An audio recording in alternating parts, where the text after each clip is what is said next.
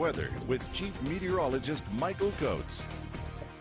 We have pretty good thunderstorms rolling through the region right now, and earlier today we were getting hammered with rain, hail, and some strong winds. Nothing met the severe criteria in terms of severe thunderstorm warnings.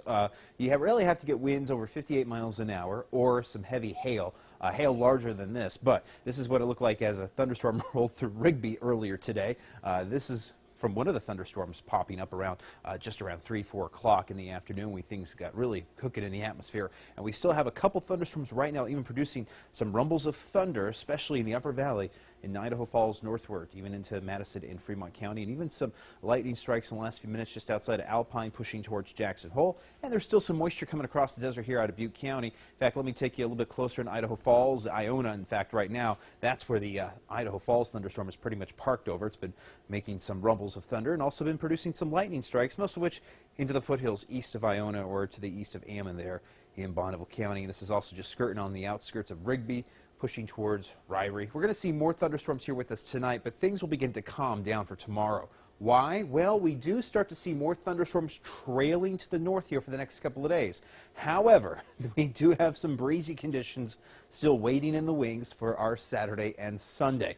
So we're going to lose the thunderstorms to Montana and northern Idaho for the weekend, but we're still going to bring in the wind. We still have this unsettled pattern that jet stream is still pulling in this cool northwest weather. It's not really until next week until high pressure builds back in and we can really bring in the heat as we head into the 4th of July holiday. So let's go to Vipercast, 10 o'clock tonight. Some spotty thunder showers with us primarily into the Snake Highlands, eastern highlands there into western Wyoming. And then for tomorrow morning, we will have a bit of a partly to mostly cloudy sky for Saturday morning. Even some spotty showers in Lemhi County.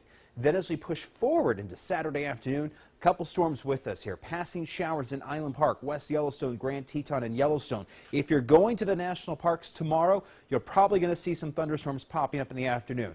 Very typical summertime pattern. That's also going to be true for Jackson Hole, Driggs, Victor. Pretty much that corner of Idaho and Wyoming will be the target zone for thunderstorms and showers tomorrow. Then we get into Sunday morning. Drier weather still getting in here for the weekend and even drier conditions on Sunday. Just a slimmer of a threat of a thunderstorm really for Island Park and West Yellowstone tomorrow. Most of the thunderstorm threats for Sunday will be well out of our viewing area. Into the 60s for Butte if you're traveling for the weekend, into the mid-80s this weekend for Salt Lake, lower 80s in Twin, and the lower 70s in Sun Valley. Here's a look at the region for lows tonight. We're into the upper 30s in Stanley, lower 40s for Mackey, and 45 in Arco for the low, just shy of 50 for Idaho Falls for the low, and into the lower 40s for Jackson and Island Park, mid-50s for Pocatello, lower 50s in American Falls, 49 for Lava, 45 for Soda, 43 in Montpelier. Temperatures tomorrow will be warmer, but we're still going to be shy of the seasonal average. A normal high for this time of the year would be into the lower 80s. We're still going to be a bit cool for this time of the year because we're still in the wake of the cold fronts from the north. 76 for Pocatello and Blackfoot, 75 for Lava Hot Springs, 74 for Idaho Falls, 73 in Rigby. We'll hit a high of 68 for Driggs, 73 in DuBois, 72 in Mackey, and 64 in Stanley. And take a look at the 8-day here. We are definitely going to see a huge warming trend getting into the week here after the weekend, with highs this weekend into the mid-70s. Then we step it into the mid-80s.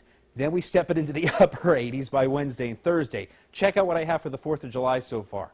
92 degrees in Idaho Falls for the 4th. Rexburg also starting to see this really big warming trend as we work into the rest of the 8-day forecast here, with 75 on Monday, lower 80s on Tuesday, near 90 for Thursday, Friday, and Saturday, getting into the later half of the forecast. Pocatello, highs here at 77 on Sunday, 80 for Monday, 90s on Wednesday, Thursday, a high of 96 Friday afternoon in Pocatello. Blackfoot also going to start to see this big warming trend once we get past Sunday. A breezy weekend, winds on average around 15 to 25 miles an hour, highs around 77 on Sunday, lower 90s by the 4th of July. Jackson, you're going to be looking at a few thunderstorms possible tomorrow with highs into the 60s. Jackson, it's also going to be hot for western Wyoming the 4th of July. Just a slight chance of a thunderstorm on Thursday. Island Park real quick would hit high of 63 for tomorrow. Pretty good shot of thunderstorms tomorrow in Island Park, but a nice 4th of July, and we're looking at temperatures here in Salmon for the weekend into the lower 70s. And Salmon, you got a pretty good chance of thunderstorms tomorrow as well. Carol? Phew.